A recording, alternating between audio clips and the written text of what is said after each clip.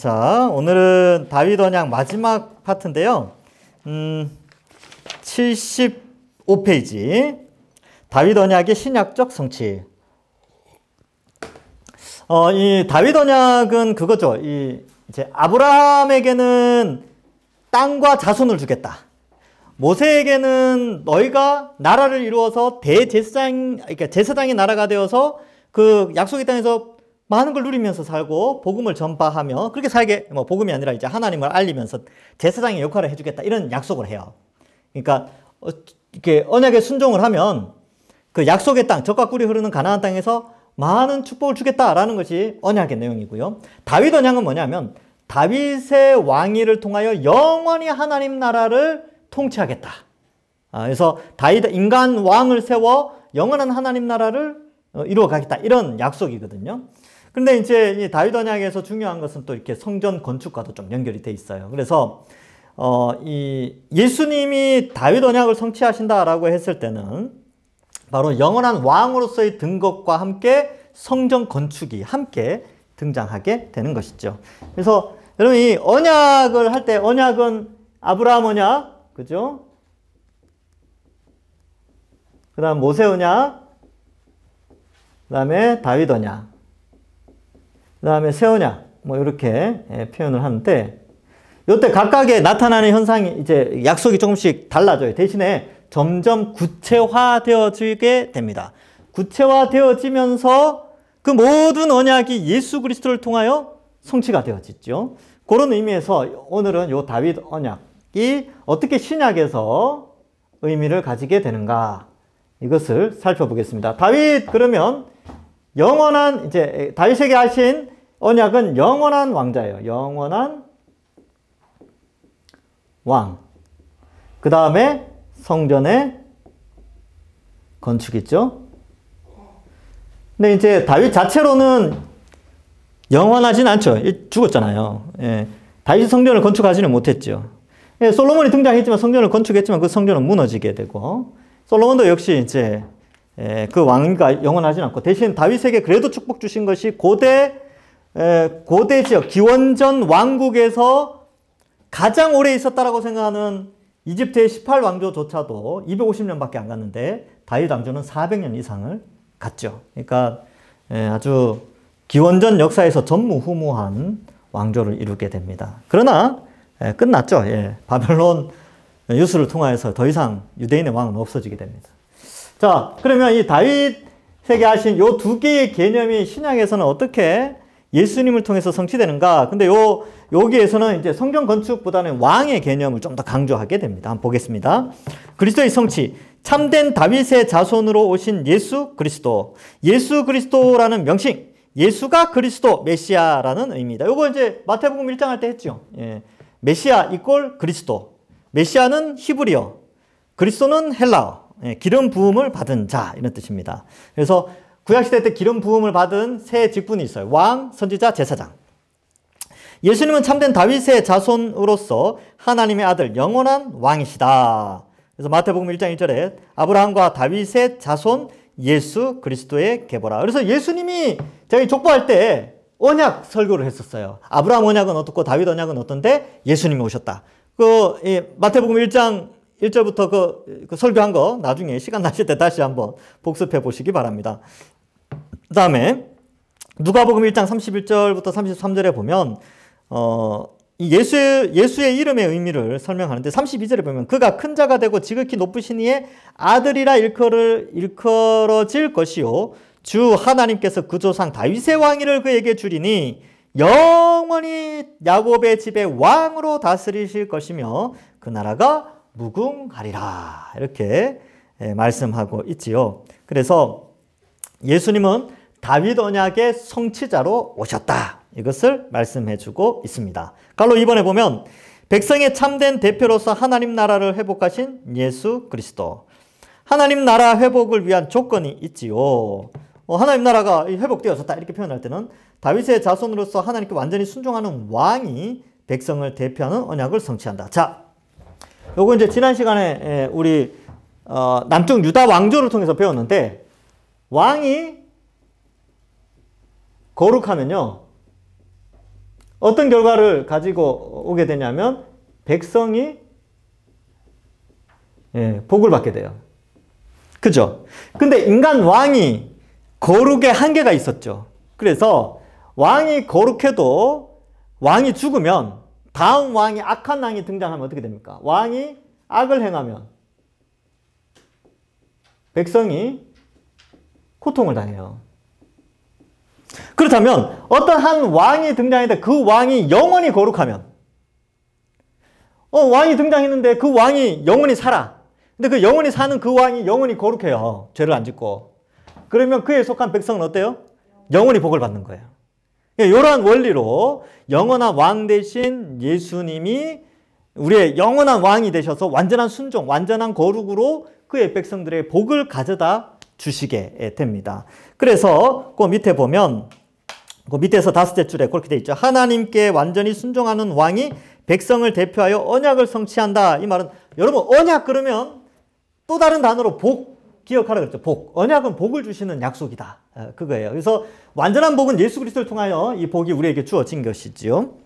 자, 밑에서 셋째 줄 75페이지. 예수님의 십자가 형벌 대속적 죽음. 이스라엘 백성의 대표로서 언약의 의무를 이행하고 언약의 저주를 담당하시게 됩니다. 거기 완전한 율법 준수라고 되어 있는데 이게 무슨 의미가 있냐 하면 율법의 완전한 준수라는 것은요. 순종을 의미합니다. 순종. 누구에 대한 순종이냐면 하나님에 대한 순종이에요. 하나님께 순종. 이게 율법을 이루는 거죠. 그러면 하나님께 순종하신 예수님, 율법을 성취하신 예수님은 어떻게 율법을 순종하셨는가? 3가지예요. 크게는 3가지로 나눕니다. 성육신으로 순종하세요. 여러분 성자 하나님이라니까요. 여러분 제가 우주 크기 예전에 영상으로 보여드렸잖아요. 그거 만드신 분이 하나님이에요. 근데 지구에 오셔가지고 그 피조물의 모습으로 오셨단 말이죠. 성육신 하셨죠. 여러분 이거는 신의 신적 존재인 하나님의 입장에서는 이거 정말 힘든 부분이에요. 그러니까 시간과 공간을 초월하여 영원히 존재하시는 분이 시간과 공간의 제한을 받고 고통과 슬픔과 아픔과 피곤함과 배고픔을 느끼는 인간의 몸으로 오시는 것은 하나님께 순종하지 않으면 성자 하나님이 성부 하나님께 순종하지 않으면 안 되는 부분이죠. 근데 그 성육신부터 순종하신 거죠. 성자 하나님 순종하신 거예요. 그 다음에 오셔서 율법을 지키십니다. 율법을 성취, 지키심, 성취 이렇게 표현합시다. 근데 율법을 성취한다는 게 뭐냐 하면요. 율법 조항 하나하나를 다 지켰다 이런 개념이 아니에요. 여러분 출애굽기에 보면 안식일 날 이삭을 베면 안 돼요. 그 조항이 나와요. 성경에. 근데 예수님 어떻게 하셨어요? 잘 먹었잖아요. 제자들한테 그거 허락해 주셨잖아요. 왜요? 배고프니까. 근데 예수님 뭐라 그래요? 율법은 이제 안식일이 주인이 되는 것이 아니고 사람을 위한 날이야. 그러니까 안식일은 사람을 위한 날이지 뭐 의식을 위한 날이 아니라는 거예요. 그러니까 배고프면 먹으면 되는데 그 율법의 원래적인 의미, 하나님 사랑, 이웃 사랑의 의미가 아니라 하나님 사랑, 이웃 사랑은 필요 없어. 무조건 이 조항만 지켜야 돼. 라고 하는 잘못된 생각 때문에 문제가 발생했죠. 그래서 예수님이 그걸 이제 설명해 주는 거예요. 그러니까 율법의 성취라는 게 뭐냐면 하나님 사랑, 이웃 사랑이에요. 하나님 사랑, 이웃 사랑. 그래서 제가 이제 하나님을 왜 이렇게 쓰냐면요. 이 헬라어로 하나님이 이렇게 돼요. 데오스 이렇게 씁니다. 하나님, 데오스. 근데 이제 하나님 사랑, 이웃 사랑이죠. 근데 인간이 이거를 다 했어요, 못했어요? 못했죠. 인간은 못 지켰어요. 그래서 예수님이 율법을 성취하셨다라는 말은 율법의 성취가 이건데 이것을 인간이 이 요구를 해낼 수 없었기 때문에 율법의 성취 내용 중에 율법의 요구라는 게 있습니다. 요구. 율법을 어겼을 때 율법이 요구하는 게 뭐냐면 형벌이에요. 형벌. 벌을 받는 거예요. 벌. 법을 어기면 벌을 받죠. 우리나라에 헌법이 있잖아요. 뭐 민법, 뭐 행정법, 뭐 형법 뭐 이런 것들이 있는데 법들이 있는데 법을 어기면 어떻게 됩니까? 배상을 하거나 보상을 하거나 형벌을 받죠. 벌금을 내든지. 벌을 받게 되는 게 율법이 요구하는 바인데 이것까지 성취하셨어요. 어떻게 해요? 율법을 어겨서 우리가 다 이 형벌을 받아야 되는데 그 형벌까지 예수님이 우리를 대신해서 다 그 요구를 들어주신 거예요. 그래서 율법을 완성시키러 오셨다. 이 표현은 율법의 요구까지 완성하시는 거예요. 죽음과 지옥의 형벌까지 예수님이 다 받으신 것이죠. 그러니까 예수님은 율법을 성취한 겁니다. 율법의 모든 걸 성취했어요. 율법이 요구하는 형벌까지 다 성취하시게 되는 것이죠. 율법의 본질적인 의미, 하나님 사랑, 이웃 사랑까지 다 성취하시고 율법의 요구인 형벌까지 다 성취하시고 어떻게 해요? 마지막 순종. 이것을 성취하기 위해서 십자가에서 죽으심. 이것까지 순종하셨어요. 순종하셨죠? 순종하시고 순종하신 거예요. 결국 하나님께 순종하는 이것이 바로 예수님이 하신 일이죠. 그래서 어떻게 돼요? 의인이 되신 거예요. 의인. 의인의 조건은 하나님 뜻에 순종하는 게 의인이죠. 자, 그래서 율법의 완전한 이행 및 언약의 저주, 율법의 요구죠. 율법의 요구인 형벌까지, 언약의 저주까지 다 받으신 것입니다. 그래서 이걸 담당하니까 어때요? 부활하실 수밖에 없죠. 왜냐하면 유일한 의인이 되셨으니까. 의인은 영원히 살거든요. 그러니까 죽었지만 부활시켜 주신 겁니다. 왜요? 부활은 예수님의 의인됨을 증명해낸 것입니다. 예. 자, 보겠습니다. 근데 예수님 전에 부활한 사람들 많죠? 나인성 과부 아들, 그리고 나사로 부활했잖아요. 그리고, 야이로의 딸, 딸리다굼 일어났잖아요. 그러니까 그들도 부활했다고 하는데 우리는 그들을 사실 부활이라는 표현을 쓰지 않아요. 부활의 첫 열매는 예수님인데 왜 부활이라는 용어를 쓰지 않냐면 그 사람들은 살아났다가 다시 죽었거든요. 성경에서 말하는 부활은 다시 살아나서 죽지 않는 영원히 사는 몸을 부활이라고 그럽니다. 그래서 예수님만이 부활의 첫 열매가 되신다. 우리 두 번째 열매는 우리 모두가 돼요. 예수님이 재림할 때 두 번째 열매로 영원히 사는 몸으로 우리가 부활하게 됐죠. 자, 그래서 76페이지 이스라엘의 왕인 동시에 고난받는 종이신 예수 그리스도. 이제 고난 주간이니까 이제 이것도 한번 생각해 볼 필요가 있죠. 그래서 이 종려주일 21장 4절부터 9절은 종려주일에 있었던 이야기고 요한복음 18장 33절부터 37절에는 신문 받으시는 장면이에요. 네가 유대인의 왕이냐? 이렇게 이야기하니까 내 나라는 여기에 속하지 않았다. 이런 것들을 설명하고 있지요. 그래서 고난받으시는 종, 그러나 유대인의 왕이시지만 고난받으시는 예수님에 대해서 설명하고 있습니다. 갈로 3번 부활하시고 승천하신 주님이 되신 예수 그리스도. 부활과 승천, 승귀라고 하는데 오를 승자에 돌아갈 귀자를 씁니다. 그래서 원래 하늘에 계셨기 때문에 승귀하신 것이죠. 승천하시고 하나님 우편에 앉으심 만유의 주님 되시고 교회의 머리가 되셨다. 하나님께 왕위를 받아 영원히 통치하신다. 영원히 견고한 하나님 나라. 그러니까 다윗 언약을 성취하신 거죠. 영원한 하나님 나라의 왕으로 예수님이 등극하신 것입니다. 그래서 그 밑에 에베소서 2장 20절부터 23절의 내용이 나오는데 그 진한 글씨 보면 그를 만물 위에 교회의 머리로 삼으셨느니라 이렇게 되어져 있는데 그래서 만물을 통치하시는 거예요. 예. 그래서 그 발날에 복종하게 하시고 22절에 복종하게 한다는 것은 다스린다는 뜻이거든요. 자, 4번 참된 성전으로서 완전한 안식을 주시는 예수 그리스도. 그러니까 여러분 아까 언약 이야기할 때 다윗 언약의 특징은 영원한 왕, 그죠? 그 다음에 성전 건축. 그러니까 예수님이 모퉁이 돌이 되셔서 유대인과 이방인을 불러 모아서 성전으로 지어져 가게 하시죠. 그래서 미리 좀 살펴볼게요. 그 뒤에 보면 78페이지 제일 밑에 한번 읽어보겠습니다. 우리 같이 읽어볼까요? 에베소서 2장 20절부터 22절 78페이지 제일 밑에 한 장 넘기셔가지고 같이 읽어보겠습니다. 시작. 너희는 사도들과 선지자들의 터 위에 세우심을 입은 자라 그리스도 예수께서 친히 모퉁이 돌이 되셨느니라. 그의 안에서 건물마다 서로 연결하여 주 안에서 성전이 되어 가고 너희도 성령 안에서 하나님이 거하실 처소가 되기 위하여 그리스도 예수 안에서 함께 지어져 가느니라. 예. 예수님을 믿는 사람은 성전의 하나의 벽돌처럼 그러니까 지어져 가는 거예요. 그러니까 이제 점점 그 성전이 지어져 가는 것이죠. 그러니까 다윗 언약을 예수 그리스도를 통하여서 영원한 왕 되시고 성전을 건축해 가는 이 다윗 언약을 예수님을 통해서 성취해 간다라는 것을 보여주고 있습니다. 자, 그래서 76페이지 다시 돌아와서요.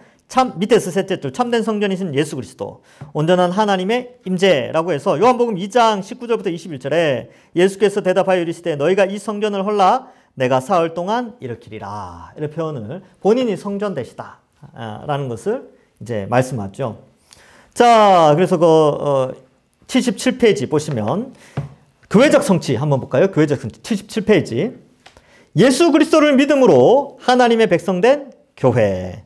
예수를 그리스도로 믿는 자들이 참된 하나님의 백성이 된다. 이게 무슨 말이냐 하면요. 왕을 누구로 삼느냐에 따라서 어느 나라 소속인지 결정되죠. 그렇지 않습니까? 그죠? 예. 생각해봐요. 왕국이 지금 조선시대다. 조선시대 때 지금 예를 들어서, 누구를 할까요? 영조, 정조, 정조가 세종대왕 좋습니다. 세종대왕. 세종대왕이 다스릴 때 우리가 너 어느 나라 백성이냐 그러면 나는 우리 왕은 세종대왕이야. 그러면 어느 나라 사람인지 알 수 있잖아요. 왕이 누구냐에 따라서 어디 백성인지가 결정이 되죠. 마찬가지로 우리의 왕이 예수님이다 그러면 우리는 하나님 나라의 백성이 되는 거예요. 예. 그래서 그 개념이 있죠. 그래서 예수를 그리스도로 믿는 자들이 참된 하나님의 백성이 된다. 그래서 이제 그 백성의 무리를 교회라고 명칭을 한다는 것이죠. 거기 보면 18절 마태복음 16장 18절에 보면 또 내가 내게 이르노니 너는 베드로라 내가 이 반석 위에 내 교회를 세우리니 음부의 권세가 이기지 못하리라. 그래서 내 교회라는 표현을 쓰는데 여러분 이 베드로는 남성 명사예요. 근데 이 반석이라는 단어는 여성 명사입니다.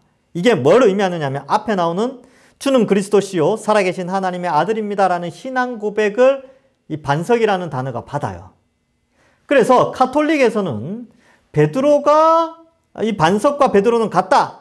페트라라는 단어가 남성 명사거든요. 근데 반석 이렇게 되는데 이제 이 베드로라가 남성 명사니까 이 베드로를 설명하는 것이다. 이 반석은 베드로라라고 하는데 헬라어 자체가 성이 자체가 달라요. 그래서 이 반석은 위에 나오는 그 말, 고백 그것을 의미합니다. 그러니까 이 신앙 고백을 통해서 교회를 세우시죠. 자, 그다음 예수 그리스도를 믿음으로 죄사함과 의롭다함을 받는다. 왕이 대표로 성취한 언약의 혜택을 누리죠.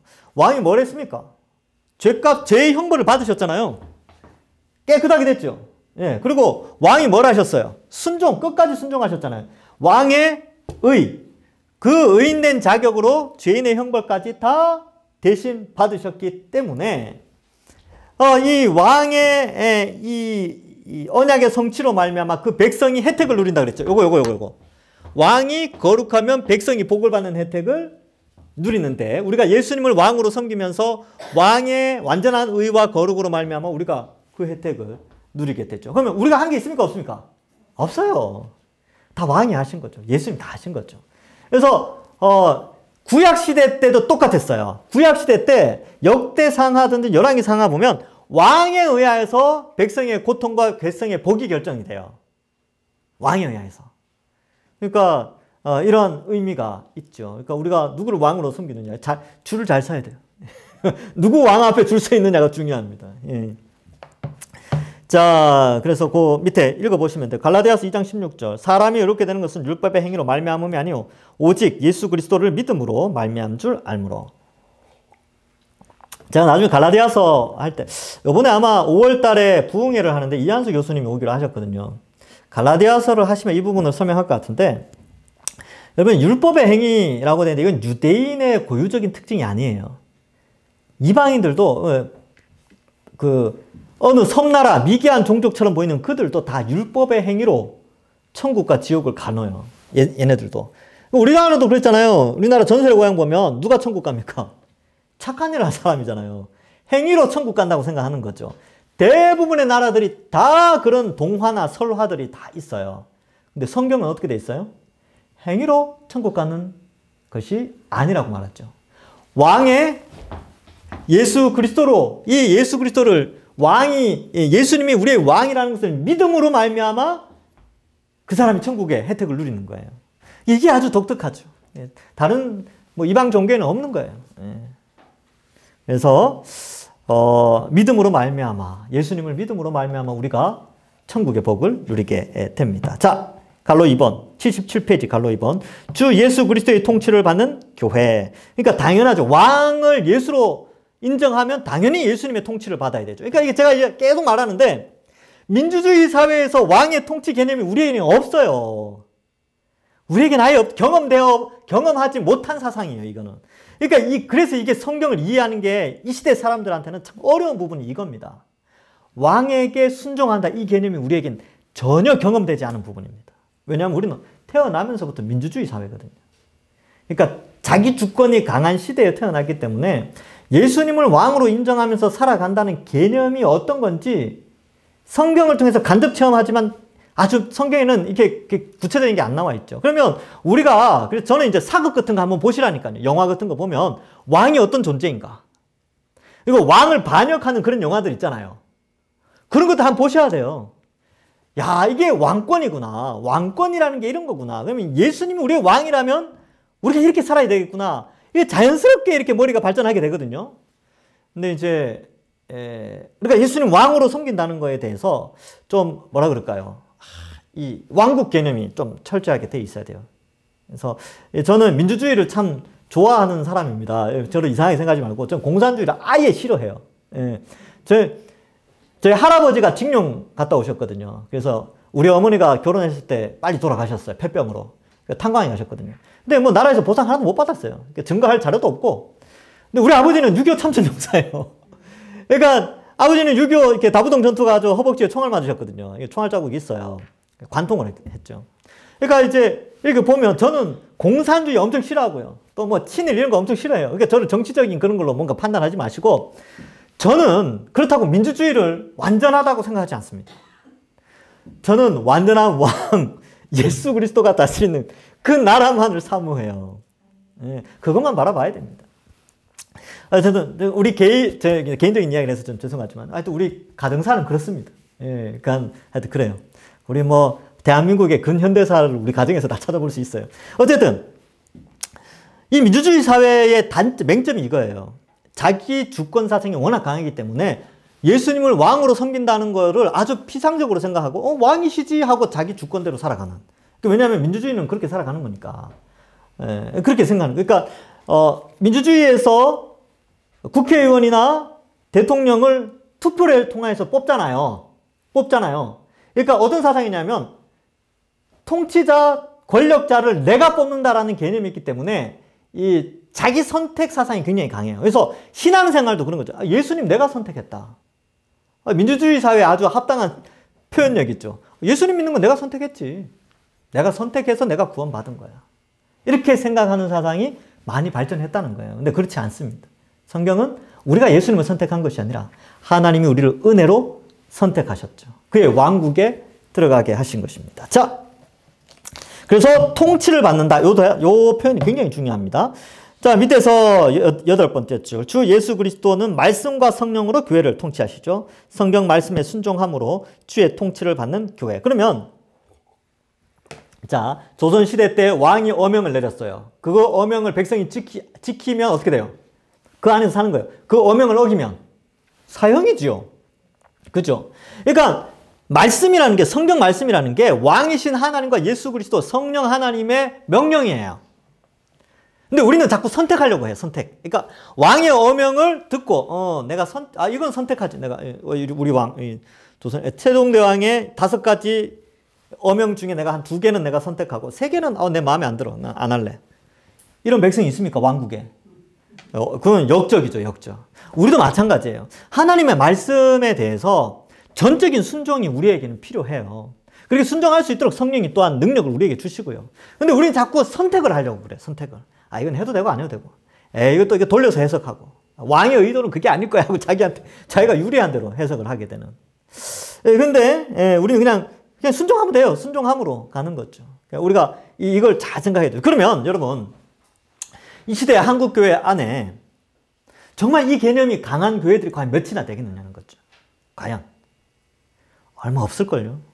제가 존경하는 목사님, 나중에 부흥회 때 한번 모실 기회가 될지 모르겠는데, 우리 고향에 있는 제가 청년 때, 그러니까 이제 제가 신대원 가기 전까지 있었던 모 교회 담임 목사님이신데, 정말 존경스러운 분이에요. 그 제야의 고수 이런 분들 있잖아요.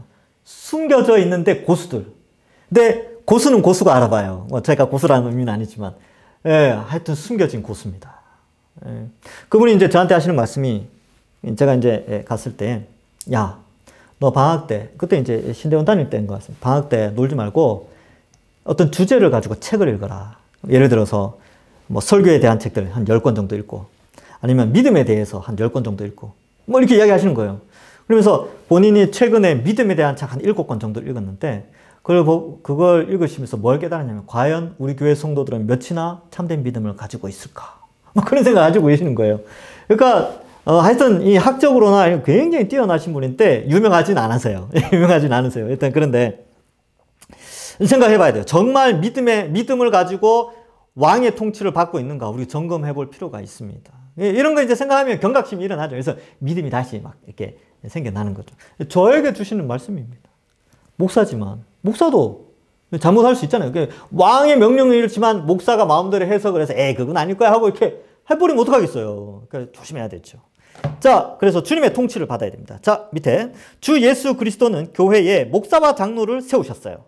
교회의 관할과 치리에 복종함으로 주의 통치를 받는 교회. 그래서 예수님이 직접 와서 막 음성도 들려주고 막 천사 보내고 이러면 참 좋을 텐데, 그렇게 하지 않고 성경에 보니까 목사와 장로를 세워서 말씀을 가르치고 전파해서 교회를 세워나가신 거예요. 이 기독교 2000년 역사 속에서. 그렇죠? 그래서 목사도 그렇고 장로도 그렇고 하나님의 말씀에 능한 자가 돼야 됩니다. 그래야 교회를 잘 세울 수 있고, 이 지방관에, 그러니까 왕국에서 지방관이 있잖아요. 지방관의 그 역할, 뭐 사또나 이런 사람도 있잖아요. 사또. 근데 왕의 명령은 몰라. 그럼 지 마음대로 막 사람들 평가해. 우리 세종대왕이 뭐라고 하든지 상관없이 지 멋대로 막 뭔가를 해요. 그럼 됩니까? 안 됩니까? 안 되죠. 큰일 나죠. 마찬가지로 목사와 장로를 세우셨는데, 목사와 장로의 역할은요, 하나님의 말씀, 성경 말씀을 부지런히 알아가야 됩니다.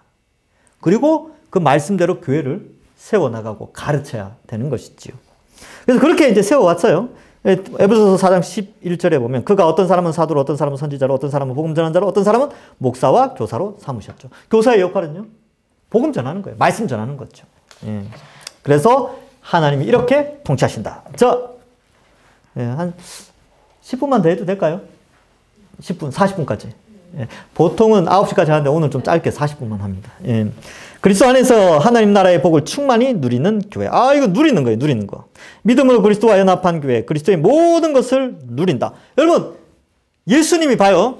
왕이신 예수님이 거룩하여, 원래는 왕이 누리는 복이죠. 하나님으로부터. 그런데 왕이신 그리스도를 믿음으로 말미암아 왕의 몸이 됐어요. 그러니까 머리 대신 왕이 몸된 교회를 통해서 통치를 한단 말이죠. 그러니까 예수님이 누리는 복을 우리에게 다 주시는 거예요. 예수님이 누리는 복이 뭡니까? 부활의 복을 예수님이 이미 누리고 계시죠. 하나님 우편에서 다스리는 복을 이미 있는데 우리에게도 그 다스림의 복을 주신다는 것이죠. 마치 에덴 동산에서 아담과 하와가 에덴 동산을 다스리는 복을 받았던 것처럼. 그런 복을 주시는, 그건 누림이에요. 누림. 그건 스트레스가 아니고 누림이에요. 자, 그래서 그런 내용이 쭉 나와 있고요. 두 번째 줄에 보면, 그러니까 78페이지 위에서 한 8번째 줄, 새로운 이렇게 줄이 끄어져 있죠. 그리스도는 몸된 교회에 자신의 모든 충만을 부어주심. 은사로 서로 섬김으로 그리스도의 충만을 누리며 살아가는 교회. 은사는 뭐냐면요. 자, 그림을 그려볼게요. 예수님 이렇게 있죠. 예수님 그리스도 머리, 몸. 이제 앉아 계시죠. 이렇게 보좌에 앉아 계십니다. 보좌를 좀 크게 그릴까요? 이렇게. 그림 좀 잘 그렸으면 좋겠는데. 앉아 계시죠. 발 아래는 세상이 있어요. 세상. 그게 뭐하냐면 왕자에 계신 분이 세상을 다스리죠. 그런데 이 몸이 교회래요. 비유예요. 비유. 비유예요. 그 머리는 예수님이에요.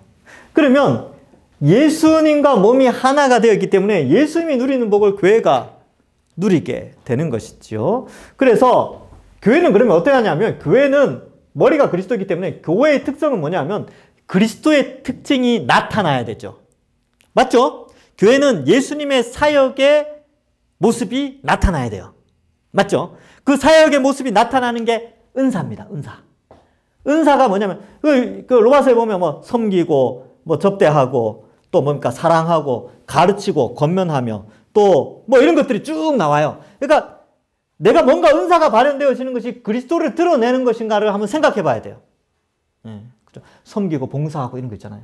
예, 예수님도 다 그렇게 사셨죠. 내가 섬김을 받으러 온 것이 아니라 섬기러 왔다. 그 섬김의 내용들이 은사로 나타나는 거죠. 그게 바로 그리스도의 몸된 교회가 나타나는 현상입니다. 나 예수님 믿고 아무것도 안 할래. 그러면 글쎄요, 그리스도와 연합된 자인지 자신을 한번 돌아봐야 돼요. 예수님 믿고 나면 신앙이 조금 자라면서 그리스도의 몸된 교회로서 뭔가 이렇게 그리스도를 닮은 모습이 나타나야 돼요. 그게 교회 안에 은사로 나타나든지 뭐 그렇게 하는 것이죠. 자, 세 번째 주제를 보면 우리 주 예수 그리스도의 영원한 통치 중간쯤 있죠. 하나님 나라에서 완전한 안식을 누리는 교회. 그래서 뭐 이렇게 하여튼 주제는 그래요. 그 본문 9절이 뭐 이렇게 쭉 되어 있는데 이게 특별히 안식과는 조금 모르겠는데 통치의 영원함 이거를 같이 누린다 이런 의미가 있어요. 그러니까 다윗 언약이 교회를 예수님을 통해서 성취되어지고 그 복은 교회가 누리게 되는 것이죠. 교회. 그래서 교회가 중요한 거예요. 교회. 예수님을 믿는 공동체인 교회가 다윗 언약의 성취의 복을 누리게 됩니다. 뭐 그런 의미가 있고 4번 그리스도 안에서 성전으로 지어져 가는 교회. 사도적 가르침 위에 세워진 교회. 예수 그리스도가 친히 모퉁이 돌이 되심. 사도적 가르침은 성경입니다. 선지자의 가르침은 구약 성경, 사도들의 가르침은 신약 성경이에요. 그래서 성령의 전인 교회, 참 성전이신 그리스도 안에서 하나님이 거하실 처소로 함께 지어져 간다. 고린도전서 12장에도 나오고요. 3장 16절인가 거기도 나오죠. 성령이 너희 안에 계시는 줄 너희가 알지 못하느냐. 너희가 성령이 거하신 하나님의 성전인지 알지 못하느냐. 고린도전서 3장 16절일 겁니다. 그러니까 우리가 성령의 성령이 우리 속에 계시잖아요. 그러니까 우리가 성전이 된 거죠. 근데 이게 성령이 우리 속에 어떻게 오셨어요? 예수 그리스도의 십자가 부활과 승천으로 말미암아 오순절날 오셨잖아요. 예수님이 하나님으로부터 예수님이 성령을 보내시는 거예요. 그래서 성령은 성부 하나님과 성자 예수님을 통하여 이 땅에 우리에게 오신 겁니다. 성령이 우리 속에 오신 것은 예수님이 성전을 지어가고 계시다는 의미가 있어요. 그래서 아까 읽었던 예수님이 모퉁이 돌이 되셔서 지금 주 안에서 성전이 되어져 가고 있는 것이죠. 그러니까 다윗 언약을 예수님이 완전히 성취하신 거고 이 성전이 완공되는 날이 있어요. 지금 예수님 성전 짓고 있잖아요. 완공이 언제 되냐면 주님 다시 오신 날. 주의 재림 때 완공되어져서 하늘 성전에 속한 영혼들, 그들이 새 예루살렘이라고 표현되어 있죠. 그 새 예루살렘인 먼저 예수님 믿고 돌아가신 분들이 새 예루살렘으로 이 땅에 오게 됩니다. 그래서 요한계시록에는 그들을 뭐 녹보석, 홍보석, 청보석 뭐 이렇게 쭉 보석으로 표현하고 있어요. 그러면 땅에 있는 사람들도 같이 보석과 같이 변화되어지는 거죠. 그래서 부활의 몸을 그렇게 보석으로 표현하게 됩니다. 그래서 성전이 완공됩니다. 주님 재림 때. 주님 빨리 오셨으면 좋겠어요. 여러분들 다 한 사람 한 사람 다 보석같이 그렇게 빛나는 몸으로 부활하게 됩니다. 네, 다윗 언약 오늘 여기까지 하겠습니다. 이제 다음 주에 새 언약 하는데 새 언약은 좀 더 발전된 형태로 오게 되고 역시 예수 그리스도 중심적으로 새 언약이 성취되어진다는 것을 살펴보겠습니다. 그리고 새 언약 한 2주 하고요. 하나님 나라 바로 한 주 쉬고 저도 좀 쉬어야 될 거 아닙니까? 한 주 휴강하고 여차 이렇게 보고 상황 딱 보고 한 주 정도 쉬고 하나님 나라와 이 구속사 요약판으로 그렇게 하도록 하겠습니다. 우리 시간 잠깐 기도하고 마치겠습니다. 이 다윗 언약의 성취로 예수님이 오셨는데 이 예수님의 오심을 감사하고 특별히 이번 주 고난주간인데 고난주간을 통하여서 왕이신 예수님, 그 예수님이 백성들을 대신하여 고난받으신 것에 감사하면서 더욱더 예수님을 왕으로 고백하며 우리 신앙생활을 하는 우리들 되게 해달라고 짧게 잠깐 기도하고 제가 마무리 기도하겠습니다. 함께 기도하겠습니다. 하나님 아버지 은혜를 감사합니다. 우리를 택하시고 구원하여 주셔서 하나님 은혜로 택함을 받아 예수님을 왕으로 인정하며 살게 하여 주시니 감사합니다. 고난주간을 맞이하여서 예수님이 우리를 대신하여 왕으로서 백성들의 죄의 형벌을 대신하여 죽으신 것을 믿고 우리가 더욱더 예수님을 왕으로 섬기며 순종하며 살아가는 저희들 되게 하여 주옵소서. 감사합니다. 우리가 더욱더 예수님을 왕으로 인정하며 순종하며 내 주권적으로 살아가는 것이 아니라 하나님 말씀에 순종하며 살아가는 저희들 다 될 수 있도록 축복하여 주시옵소서. 하나님 감사합니다. 우리를 택하여 성령을 보내어 주시고 복음을 믿어 예수님을 우리의 왕으로 믿게 하여 주시니 감사합니다. 이제 하나님 나라의 백성이 되었으니 말씀에 순종하여 살아가는 자들로 세워주시고 지금은 비록 많이 부족하지만 성령께서 우리를 도와주셔서 성화, 거룩하게 되어지며 더욱더 순종하며 살아가는 저희들 되게 하여 주시옵소서. 감사드리옵고 예수님의 이름으로 기도하옵나이다. 아멘. 수고하셨습니다. 감사합니다.